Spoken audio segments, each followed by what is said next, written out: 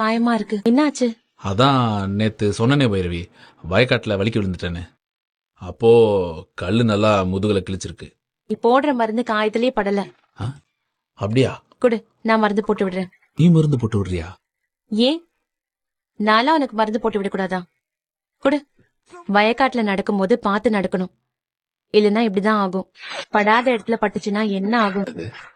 பைரவிக்கு நம்ம மேல திடீர்னு இவ்வளவு அக்கறை. எதுவும் நல்லாதான் இருக்கு. உன் கையால மருந்து போட்டு விடுறதா இருந்தா தினமும் வயக்காட்டுல விழுந்து எந்திரிச்சிட்டு வரலாம் போட்டிருக்கு. என்னது?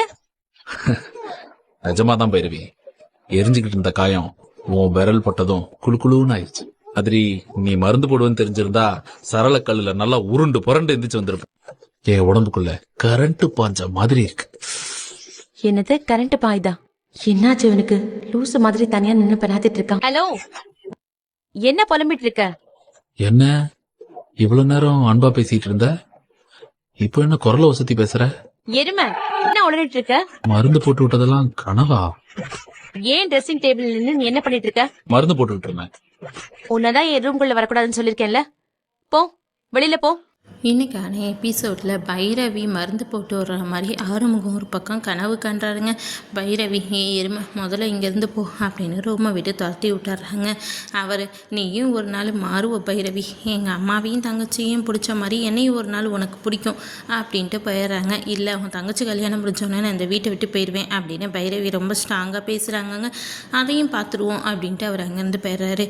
இன்னொரு பக்கம் நமக்கு மகாவை தான் காமிக்கிறாங்க. மகா, காயத்ரி கிட்ட இனிமேல் உனக்கு எங்கே கல்யாணம் நடக்க போகுது, அந்த மாறன் இருக்க வரையிலும் உன்னை யாரும் பொண்ணு கேட்டு வரமாட்டாங்க அப்படிங்க நம்ம காயத்ரி பயங்கரமாக அழுகிறாங்கங்க.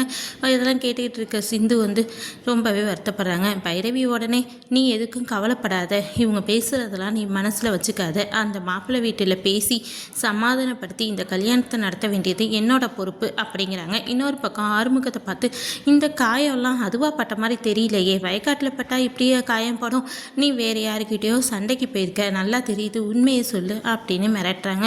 ஆறுமுகம் உடனே எங்கள் அம்மா மேலே சத்தியம் பண்ணியிருக்கேன்ல, நான் எங்கள் அம்மாவுக்கு வாக்கு கொடுத்தா மீற மாட்டேன் பைரவி, நான் யாருக்கிட்டையும் சண்டை போடல, இது வயக்காட்டில் பாறையில் வலிக்கி விழுந்ததில் ஏற்பட்ட காயம்தான், நம்பு அப்படிங்கிறாங்க.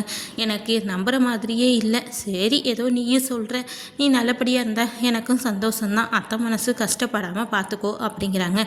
இன்னொரு பக்கம் மகா பேசுனதை நினச்சி காயத்ரி கவலைப்பட்டதுனால எப்படியாவது நம்ம இந்த கல்யாணத்தை நடத்தியே வைக்கணும் அப்படின்னு யோசிக்கிறாங்கங்க. இந்நேரம் பார்த்து மாறனை வேற கத்தியால் நம்மளோட எசக்கி ஆள் வச்சு குத்துனனால போலீஸ் வீடு தேடி ஆறுமுகம் தான் குத்திட்டான் அப்படின்னு அரெஸ்ட் பண்ண வருது. சிவா ஒரு பக்கம் தடுக்கிறாருங்க. எதுக்காக வந்திருக்கீங்க, அப்படிலாம் ஆறுமுகம் பண்ண மாட்டான் அப்படிங்க. ஆமாம், உன் அண்ணன் அப்படி தான் பண்ணிட்டான் டாக்டரே, நீ வேணா அவங்கிட்டே விசாரி அப்படின்னு போலீஸ்கார் சொல்கிறாருங்க. ஆறுமுகம் நான் அந்த மாதிரி எந்த தப்பும் பண்ணவே இல்லை அப்படின்னு எவ்வளவோ எடுத்து சொல்கிறாரு. ஆனால் போலீஸ்காரங்க வலுக்கட்டாயமாக அரெஸ்ட் பண்ணிட்டு போயிடுறாங்க. ஆறுமுகத்தோட தங்கச்சி அம்மா எல்லாமே அழுகுறாங்க. பைரவி உண்மை என்னன்னு தெரியாமல் அப்படியே குழம்பி போய் நிற்கிறாங்கங்க.